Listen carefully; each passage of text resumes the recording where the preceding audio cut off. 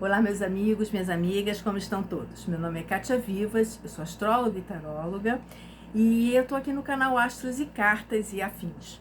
Hoje nós vamos falar sobre astrologia e a gente vai falar hoje sobre a entrada do Sol em Áries, né, que marca então a entrada do ano astrológico, o ano novo astrológico. Embora a gente comemore o ano novo de 31 de dezembro para 1º de janeiro, na verdade é a partir de 0 grau de Áries que você começa o ano astrologicamente falando, tá? Então traz muitas novidades, essa entrada é uma questão da energia que se renova. E o 0 grau de Áries, quer dizer, 0 grau de Áries, ele é o 30º grau de Peixes e o 0 grau de Áries. Então, ele é uma passagem de bastão aí, de Peixes para Áries, né? Esse grau, né, se a gente pensar nos graus sabianos, ele fala muito sobre o dom que a pessoa, né, tem, ou a situação tem, de projetar e visualizar de forma extremamente correta os seus ideais e suas visões sobre a vida, né? De uma forma em geral, ou a vida em si mesma, né? É o dom da percepção, trazido por Peixes, né? Da essência de tudo. Então, o grau 0 de Áries é isso. Então, todo ano, né, quando o Sol entra em Áries, ele traz esta promessa de você conseguir observar, olhar a essência nesse pequeno momento, tá? E por isso ele também é bastante importante, né? É interessante que eu tentei fazer aqui uma junção, então eu vou falar sobre os mapas da entrada do Sol em Áries, né? Tanto para o mundo como para o Brasil, no início do ano astrológico, e depois eu vou falar em seguida sobre a Lua Nova, que ela acontece um dia depois, né? Mas ainda guarda uma série de semelhanças com esse mapa, com algumas diferenças bastante importantes. Bom, o interessante para esses 3 mapas é que eles vão formar uma figura cósmica, que a gente chama de configurações planetárias, em que os planetas vão se tocando e vão desenhando no céu determinadas figuras. No caso específico desses 3 mapas, o que eles vão desenhar é o grande vaso cósmico. O grande vaso cósmico, ele na verdade, o desenho dele se faz pelo contato que alguns planetas vão fazer. E ele se forma sempre com a base do balde seria um sextil, então 2 planetas em sextil. Em cima eu tenho um trígono, né? 2 planetas em trígono, 2 ou mais planetas em trígono, né? E fechando as laterais desse vaso, eu tenho 2 quadraturas, tá? O que isso quer dizer, né? Essa figura astrológica, ela fala muito, é uma figura positiva, sim, né? Mas ela fala muito da necessidade que você tem, né?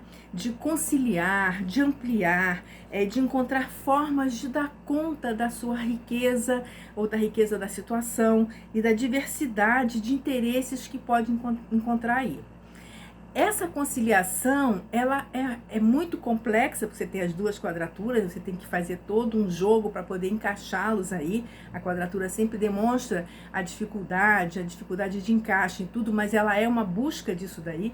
Um mapa de quadraturas é um mapa que se movimenta, que vai em busca de, né? E ela tem, né, pontos débeis, pontos fracos, que vai ser justamente os que formam a quadratura. Então, você tem que integrar isso dentro desse vaso cósmico. Bom, traduzindo, eu tenho aí, né,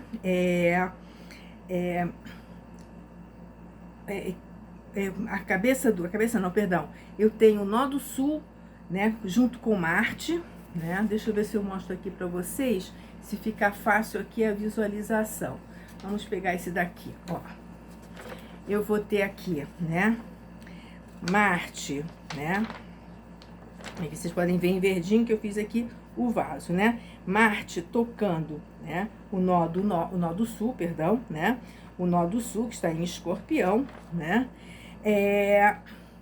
E ao mesmo tempo, eu tenho aqui o sextil entre o Sol, né? E Plutão, tá? Então, tanto o Sol como o Plutão aí estão manifestando a questão do poder, né? Dessa coisa toda. Sendo que o Sol entrando em Áries também mostra a vontade de, né, porque Áries é o que? Áries é você colocar o seu bloco na rua, né? Áries é aquele que grita, é a criança quando nasce, ela grita, ela pede. Embora ela não tenha substância, né, ela precisa de recursos para poder crescer, se desenvolver, ela é aquele primeiro berro, aquele primeiro grito de me dá espaço que eu quero entrar, que eu quero passar, né? Então aqui nesse vaso cósmico eu vou ter essas energias aqui buscando entrar em contato. E o interessante é que eu vou ter Saturno no meio dessa figura, né? Saturno no primeiro grau de peixes. Traduzindo em miúdos. Vamos lá para a gente tentar entender? É como se, na verdade, né, essa configuração, eu vou tentar conciliar coisas muito diferentes. E é muito interessante que no mapa astrológico do Brasil, o ascendente do mapa vem em Libra, ou seja, uma necessidade de eu ir buscar acordos, de eu, né, fazer acordos, de eu tentar me relacionar com o outro, de tentar a gente distribuir de uma forma equitativa as questões, as soluções e as dificuldades, tá? Nesse toque aí, eu vou ter esse trígono justamente, né, com Marte, né? E Marte e Saturno também fazem um aspecto positivo, ou seja, é realmente a construção de novas teorias, mais que novas teorias, de novas visões de acordo. É como se a gente precisasse buscar, até porque Mercúrio está no descendente também, ali na cúspide do descendente, em Áries, ou seja, vamos ver qual é a sua demanda, qual é a sua, em que a gente pode ver, né, aonde estão as nuances que combinam, que concordam, e o que a gente pode fazer para crescer essa sintonia, né, de forma que ela tape as dificuldades, porque o vaso cósmico é justamente isso. O vaso cósmico fala da necessidade de conciliar, né, questões mais diferenciadas possíveis, né? E você tem que justamente suprir o quê, né? Plutão, quando toca no nó do sul, ou seja, é realmente a gente enterrar o lixo, é realmente a gente aprender com as experiências passadas, até porque Lilith faz um contato com Saturno, e a gente tem que aprender a construir as novas relações a partir das experiências de vidas, por piores e mais infames que elas tenham sido, né? E ao mesmo tempo, e principalmente na lua nova, eu vou ter do outro lado a debilidade, a dificuldade entre Sol e Lua, quer dizer, é o que eu quero fazer nascer, né? E Netuno, que está aí também envolvido, ou seja, uma necessidade de que aquilo que eu quero fazer, que eu quero plantar, atinja um número máximo de pessoas, né? E aí, principalmente os menos favorecidos, os excluídos, Netuno fala disso o tempo inteiro, né? E o Saturno, que vem atrás em peixes, vai buscando construir esse caminho, né, em que eu possa atingir mais e mais pessoas, que eu possa diminuir essas dificuldades, essa distância muitas vezes entre as classes sociais. Não é à toa que Netuno, por exemplo, ele é justamente o planeta que rege o socialismo, né? Ou seja, de buscar entender, compreender e realmente trabalhar as questões mais voltadas para o social, tá? É claro, gente, que um mapa, ele não é só composto de coisas positivas, ele traz em si a sombra, isso vai estar presente em todos os momentos na vida da gente, né? Bem, essa visão aí do grande vaso mágico, tá? Perdão, do grande vaso cósmico, me dá a sensação, né, que mesmo no mundo, se eu olho para o mapa do mundo, do ano astrológico do mundo, eu tenho aí Escorpião na cúspide do ascendente, tá? Juntamente com essa figura que é o nó do sul. Então, assim, gente, vamos aprender com as nossas experiências do passado? Principalmente no entendimento do que é poder, né? Do que realmente está sendo valorizado nesse poder. Porque no mapa do Brasil, como eu tenho o ascendente em Libra, eu vou estar falando do regente do mapa em Vênus, que está em Touro, né? Então está em Touro justamente do lado norte, quer dizer, trazendo novos valores, lembrando que Vênus vai encontrar com Urano no seu trajeto aí ao longo desse período inicial do ano astrológico. Então, assim, novos valores, novas formas de pensar, de valorizar coisas que antes eu não valorizava. Então, tudo isso está muito presente no mapa do Brasil. E no mapa do mundo, eu acho que o que vai estar mais fundamentalmente colocado, né, é justamente a questão do poder bélico e do dinheiro, tá? É como se a gente precisasse buscar esclarecimento sobre, né, esclarecimento, ao mesmo tempo a destruição ou a desconstrução, que seja, né, das velhas formas da engrenagem do poder, das instituições e tudo isso, né? No mapa do mundo, né, o Plutão, ele cai justamente na casa 3, né? Então a comunicação vai estar bem difícil. Mas já no mapa do Brasil, ele cai na casa 5, né? Então, é como se eu precisasse... vai trabalhar muito essa questão das instituições, sobre a questão do poder do dinheiro do povo, sobre a questão da diversão, do prazer, né? Onde está o meu prazer, né? E a entrada de Plutão em Aquário, juntamente com a entrada de Júpiter em Touro, é realmente uma mudança dos gostos. O que realmente eu gosto, que eu valorizo, né? O que realmente é valor para mim, poder e valor para mim, né? E aí, com Plutão em Aquário, a coisa se espalha. Não dá para ser mais aquela questão vertical, né?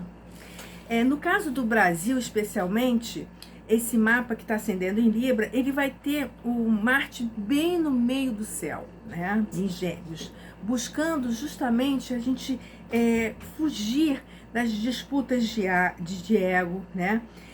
E assim, nessa fuga das disputas de ego, a gente realmente está interessado em criar acordos novos, tá? Em direção ao povo, em direção às famílias, né? Em direção às pessoas que têm necessidade, que precisam, né, de algum tipo de ajuda. Então, usar, e aí como Marte está no meio do céu, aí também é a figura, né,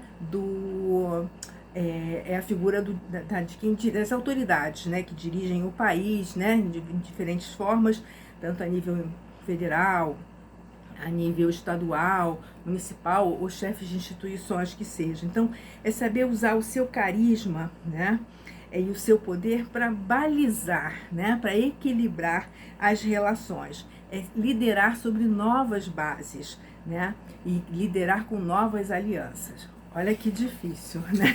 Muito difícil, né? Bom, uma coisa que eu queria destacar também nesse mapa, e que tem muita história aqui, tá, gente? É o encontro também que as estrelas fixas fazem com determinados elementos, planetas, que estão bastante mexidos nesses mapas aqui.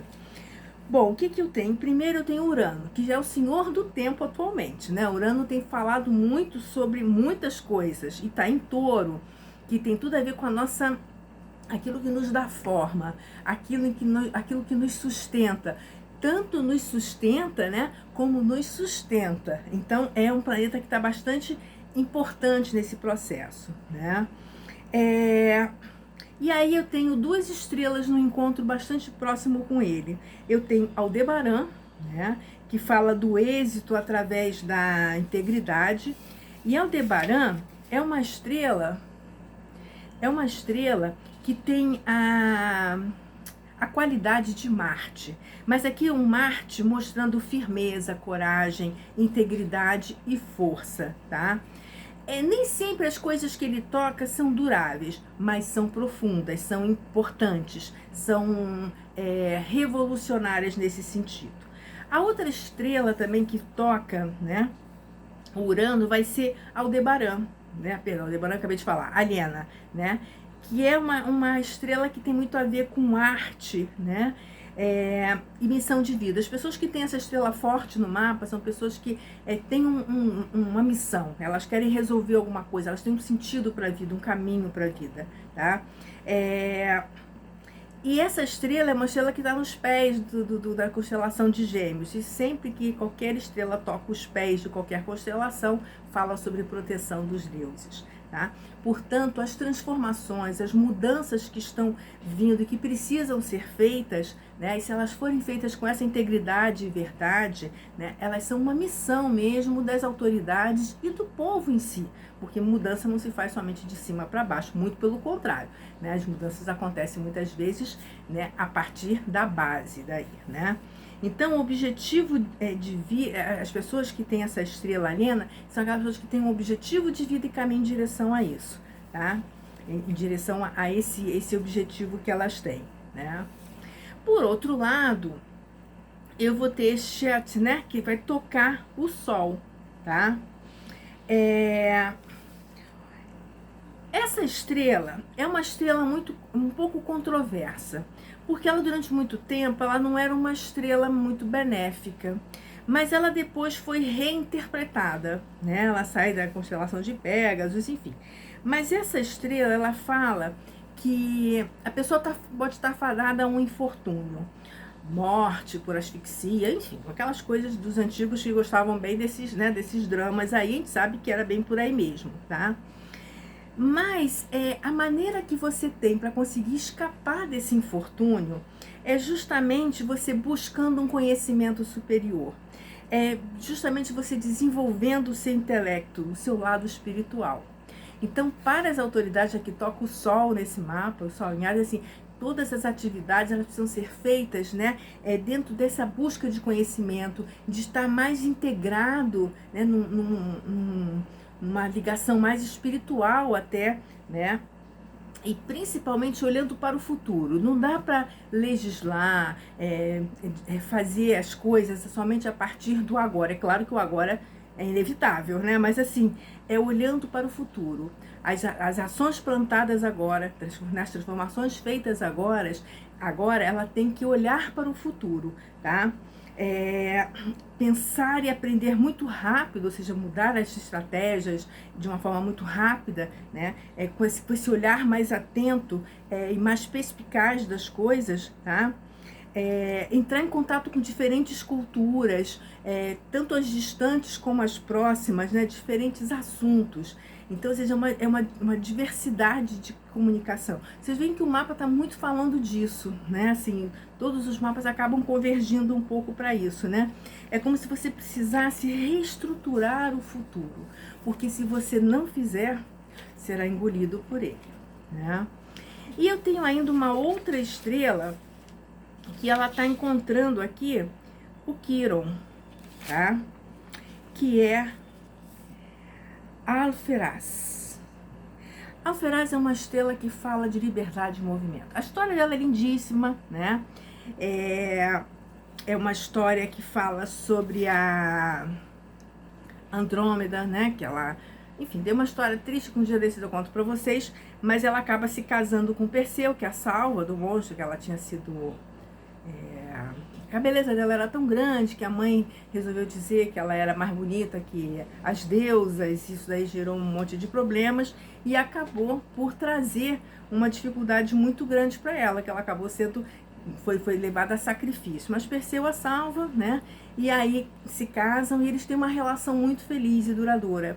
E principalmente porque eles guardavam, isso que é interessante nessa estrela, né? Eles guardavam a individualidade de cada um, né? Eles não se perderam na individualidade deles. Portanto, essa estrela, ela fala disso, de movimento, de liberdade, de expressão, de você ter a sua identidade. Porque se não é assim, você também pode ser vítima de muita inquietação e muita ansiedade.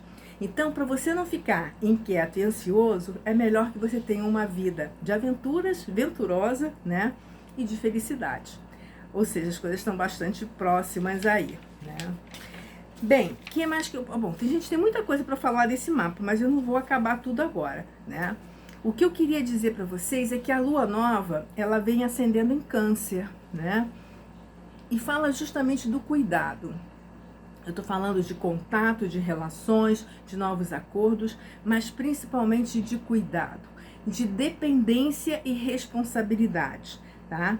É da gente crescer e assumir a nossa própria responsabilidade, tá? Então, cuidado, segurando direitos e garantias vai ser fundamental ao longo desse ano, dessa lua nova, e a gente vai falar muito sobre isso.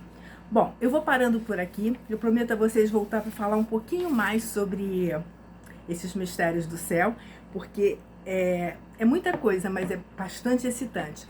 É claro, gente, não estou falando que o futuro ou o paraíso está logo ali na frente, né? Mas eu acredito bastante que a gente tem que olhar para o lado luminoso da vida e tentar aprender com ele, trazer claridade para a luz para espantar a escuridão, e não o inverso, concordam?